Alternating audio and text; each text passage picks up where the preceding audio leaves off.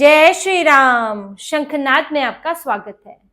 पश्चिम बंगाल में चुनाव आयोग जो भी नियम बनाता है, जो भी आदेश जारी करता है, उससे ममता बनर्जी को परेशानी होने लगती है और विरोध करने लगती है। ऐसा लगता है जैसे हर नियम के साथ ममता बनर्जी का एक प्लान फेल हो गया हो और ममता बनर्जी को अब लग रहा हो कि मैं अब क्या करूंगी, कैसे चुनाव जीतूंगी।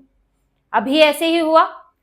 चुनाव आयोग ने मतदान से पहले 21 तारीख की शाम से, मतदान 23 तारीख को, 21 तारीख की शाम से बाइक चलाने पर रोक लगा दी कि चुनाव में मतदान से पहले 22 तारीख और 23 तारीख को शाम 6 बजे से सुबह 6 बजे तक कोई बाइक नहीं चलाई जाएगी। दिन में भी जो बाइक चलेंगी वो अगर पारिवारिक कारणों से जा रहे हैं, शादी के कारणों से, या फिर कोई मेडिकल इमरजेंसी है, इसके लिए बाइक चलाई जाएगी।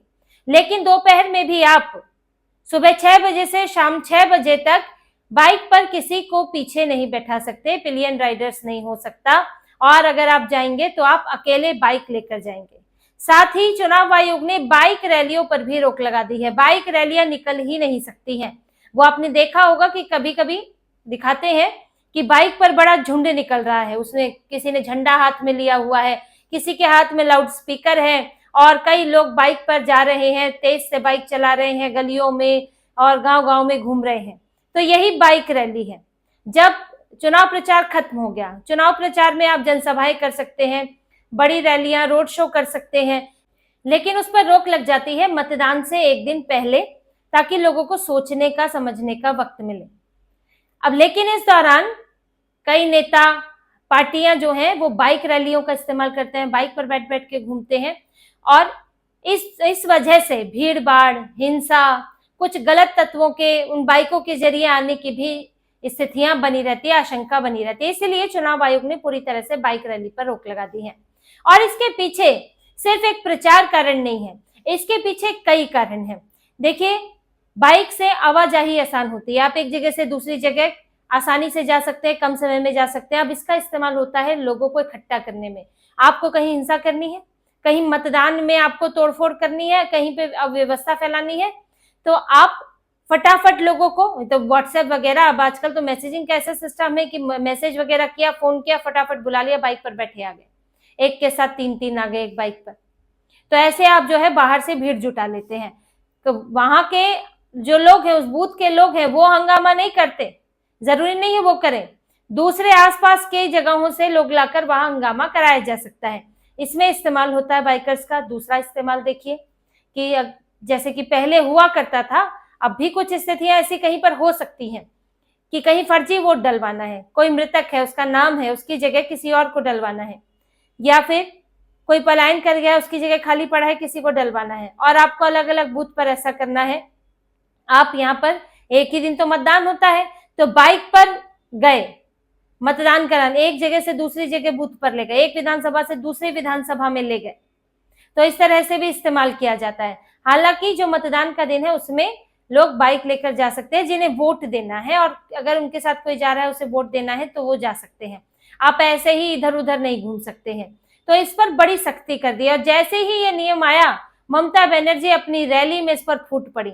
ये क्या तरीका है, बाइक नहीं चलाएगा तो घर कैसे जाएगा, ये तो गरीबों के साथ अन्याय है, बाइक पर कई लोगों के रोजगार चलता है, तो ये आप इनके साथ भी गलत कर रहे हैं। और इनके ही कुछ लोग पहुंच गए कोर्ट इसे चैलेंज करने के लिए। अब मतदान आने में एक ही दिन है, लेकिन ये पहुंच गए। अब इनको लग रहा है कि 29 तारीख पर भी ऐसा ही ना हो जाए, तो इससे पहले अगर कोर्ट कुछ रोक लगा दे तो अच्छा रहेगा। हालांकि कोर्ट में तो अभी कुछ हुआ नहीं है इस पर, लेकिन इनकी परेशानी देखिए, कोई और पार्टी ने तो बोला नहीं कि आपने क्यों रोक लगाई। आखिर ये सवाल उठता है कि ममता बनर्जी को ही परेशानी क्यों होती है। ना तो बीजेपी बोली, ना कांग्रेस, ना कम्युनिस्ट पार्टी के नेता, कोई भी नहीं बोल रहा है। हुमायूं कबीर, असदुद्दीन ओवैसी, ये लोग भी हैं इस बार चुनाव में, इन लोगों ने तो कोई परेशानी नहीं बोली कि ये क्यों किया चुनाव आयोग ने इस बार।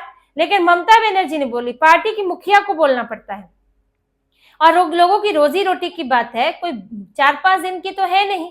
देखिए, मतदान के दिन तो वैसे भी छुट्टी होती है, और आप मतदान के दिन इतना ज्यादा लोग एक्टिव नहीं होते हैं। और उससे एक दिन पहले की ही बात है, 22 तारीख की बात है, जिस दिन पाबंदी पूरी तरह से रहेगी। एक निष्पक्ष चुनाव कराने के लिए अगर ये जरूरी होता है तो चुनाव आयोग को करना पड़ता है, क्योंकि चुनाव जो है सरकार चुनती है, सरकार चुनी जाती है चुनाव के जरिए और वो एक बार चुन ली गई तो 5 साल तक रहेगी। फिर वो गलत तरीके से चुनी गई हो चाहे सही तरीके से चुनी गई हो, चाहे घुसपैठियों ने वोट डाला हो चाहे भारत के लोगों ने वोट डाला हो।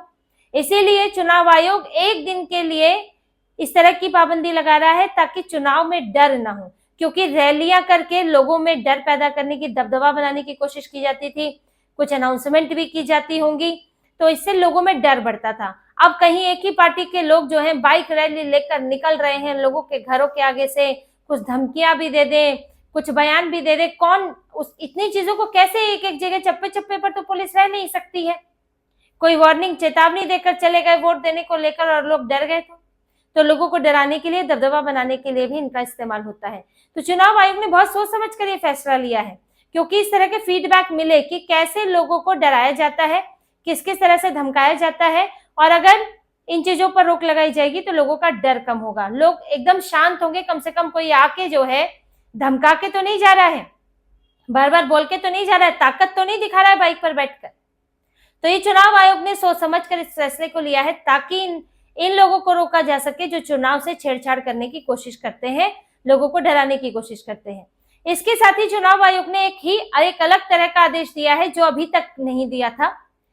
चुनाव आयोग ने पर्यटन स्थलों को खाली करने के लिए बोल दिया है। पूर्वी मेदिनीपुर में दीघा बीच, तेजपुर बीच, उदयपुर बीच, मंदारमनी बीच, यहाँ सब अब घोषणा कराई जा रही है कि मतदान से पहले यहाँ लोग चले जाएं। जो बाहरी लोग हैं वो तट पर नहीं दिखने चाहिए, घूमते हुए नहीं दिखने चाहिए। होटल मालिकों को बोला है कि होटल के कमरों में वही लोग होने चाहिए जो इस जिले के हैं, इस जिले के बाहर के लोग नहीं होने चाहिए। चुनाव आयोग का कहना है कि कुछ असामाजिक तत्व जो है वो पर्यटन के बहाने आते हैं और यहाँ पर वो मतदान के दिन गड़बड़ी कर सकते हैं। अगर भीड़ भाड़ ही रहती है इलाके में तो ऐसे में आपके लिए पहचानना और रोकना मुश्किल होता है और उनका इस्तेमाल चुनाव के दिन बूथ पर गड़बड़ी करने में किया जा सकता है। उनका इस्तेमाल फर्जी वोटिंग के लिए भी हो सकता है, डराने धमकाने के लिए भी हो सकता है, किसी को टारगेट करने के लिए हो सकता है। इसीलिए पर्यटन का सहारा ना ले पाए पर्यटकों को बोल दिया गया है कि आप बंगाल के बाहर के हैं तो आप यहाँ से जाइए, मतदान होने तो कर। आगे भी देखिए यही नियम बनेगा। ये नियम मतदान हो जाने पर तो ये खत्म हो जाएगा, पर्यटक आ सकते हैं, लेकिन अगला भी तो है डेट 29 अप्रैल को, तब भी ये नियम लागू होंगे। तो इसलिए लोगों को पहले ही बता दिया गया है कि आप जो है अभी मतदान तक यहाँ पर मत रहिए। तो जो भी बंगाल के लोग हैं या जो उस इलाके के लोग हैं वो वहीं पर घूमेंगे। चुनाव आयोग का इस बार पूरा उद्देश्य है सुरक्षा, क्योंकि सुरक्षा ही डर को खत्म कर सकती है। जो भी चुनाव आयोग को लग रहा है कि जिस भी तरह से लोगों को डराया जा सकता है, लोगों में उनको वोट देने से रोका जा सकता है, तो चुनाव आयोग हर उस चीज को रोकने की कोशिश कर रहा है कि लोगों के ऊपर दबाव न बना रहे। अब ऐसे ही देखिए इलाके के जो गुंडे हैं, बदमाश हैं, जिनके ऊपर आरोप लगे हुए हैं या फंसे हुए हैं किसी मामले में, उनकी हिरासत में लिया जाएगा ताकि उनका इस्तेमाल ना हो सके किसी को टारगेट करने के लिए, हंगामा कराने के लिए, ना वो खुद ऐसा कर सके। इसीलिए पहले ही उन्हें हिरासत में ले लिया, जब चुनाव खत्म हो जाएगा तब उनको छोड़ा जाएगा। और गड़बड़ी करने वाले लोगों की भी लिस्ट बनाई गई है जिनके ऊपर आशंका है या जो ऐसा करते आए हैं, और उसमें तृणमूल कांग्रेस के विधायक भी हैं। और जिन लोगों की लिस्ट बनाई गई है उन पर नजर रखी जा रही है। अगर जरा भी गड़बड़ी होती है तो चुनाव आयोग उन्हें गिरफ्तार कर लेगा। कोई भी आशंका होने पर कोई नहीं देखा जाएगा कि विधायक है, मंत्री है कि क्या है, उसको गिरफ्तार कर लिया जाएगा। और चुनाव आयोग ने ड्राई डे भी बढ़ा दिया है, 4 दिन का कर दिया है, 3 दिन का हुआ करता था, यानी कि शराब पर पाबंदी होगी, क्योंकि शराब बांटने से लेकर शराब पीकर हंगामा करने तक की स्थितियां बन सकती हैं। ऐसे में 4 दिन का ड्राई डे कर दिया गया है। तो हर तरह के उपाय किए जा रहे हैं ताकि इन लोगों को रोका जा सके, गलत मतदान होने से रोका जा सके और दूर दराज के गांव में भी लोग जो हैं वो खुलकर वोट कर सके। अब ममता बनर्जी को इन नियमों से बहुत एलर्जी है, उन्हें बड़ा बुरा लग रहा है कि चुनाव आयोग सख्ती कर रहा है, चुनाव आयोग इस तरह के नियम बनाकर लोगों में भय का माहौल खत्म कर रहा है। तो इसलिए ये लोग विरोध में जुटे हुए हैं, हर एक कदम का विरोध करते, वरना इसमें क्या दिक्कत है। बाइक पर रोक लगा दी है, कोई कोई ये नहीं है कि 1 हफ्ते तक रोक लगी है, तो उसमें आपको क्या दिक्कत होनी चाहिए। ड्राई डे अगर बढ़ा दिया गया है तो उसमें किसी को कोई दिक्कत नहीं होनी चाहिए। गुंडे बदमाश पकड़ लिए गए हैं, उसमें कोई दिक्कत नहीं होनी चाहिए। पर्यटन स्थल खाली कराए गए हैं ताकि चुनाव के दिन शांति बनी रहे, तो उसमें भी कोई समस्या की बात नहीं है। यानी कि अगर जिसको इन सब पर समस्या है तो वो सिस्टम का गलत फायदा उठाना चाहता है, वो इनके जरिए जो चुनाव आयोग साफ सुथरे बनाने की कोशिश कर रहा है चुनाव को, वो इसे रोकना चाहता है। तो इसी ऐसे ही लोगों को इन चीजों से, नियमों से दिक्कत हो सकती है, वरना जो इस तरह के कामों में है ही नहीं उनको क्या दिक्कत है। और इसीलिए ना बीजेपी विरोध कर रही है, ना कम्युनिस्ट पार्टी, ना कांग्रेस। ये कहीं ना कहीं देखिए फीडबैक तो ऐसे ही मिलता है, राज्य से, लोगों से मिलता है, अधिकारियों से मिलता है, पॉलिटिकल पार्टी से मिलता है, और इसलिए चुनाव आयोग को ये मालूम है कि उन्हें कब क्या करना है, किस किस पर रोक लगानी है। अब इस रोज सारी रोक के साथ, इन नए आदेशों के साथ तो बड़ा ही मुश्किल चुनाव हो गया है टीएमसी के लिए। और अब चाहे कोर्ट जाए, चाहे कहीं जाए, चुनाव आयोग का भी अपना कार्य क्षेत्र है और उसमें कोई दखल नहीं दे सकता है। बहुत बड़ी अथॉरिटी ऐसे समय पर चुनाव आयोग हो जाता है। तो एक तरह से पूरा कंट्रोल ले लिया है चुनाव आयोग ने। ममता बनर्जी कर कुछ नहीं पा रही है।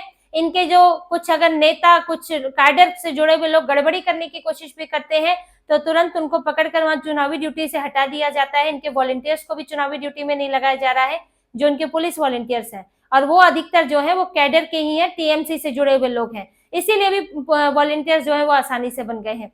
तो उन वॉलंटियर्स पर भी रोक लगा दी है चुनाव आयोग ने कि उन्हें बंगाल में चुनाव की कोई ड्यूटी नहीं दी जाएगी। अब इन सारी शक्तियों के बीच में ममता बनर्जी के लिए कैसा ये चुनाव रहता है, क्योंकि अभी तक तो वो इन सब चीजों से मुक्त होकर चुनाव लड़ रही थी, मनमानी चल रही थी, और जैसा इनको चुनाव में रंग देना चाहते थे वैसा रंग चढ़ जाता था। लेकिन फिलहाल इनके चेहरे का ही रंग उतरा हुआ है। तो इसी तरह की और खबरें और विश्लेषण आपके लिए लाते रहेंगे। हमसे जुड़े रहिए, सब्सक्राइब कीजिए, कमेंट कीजिए। बहुत बहुत धन्यवाद। जय श्री राम।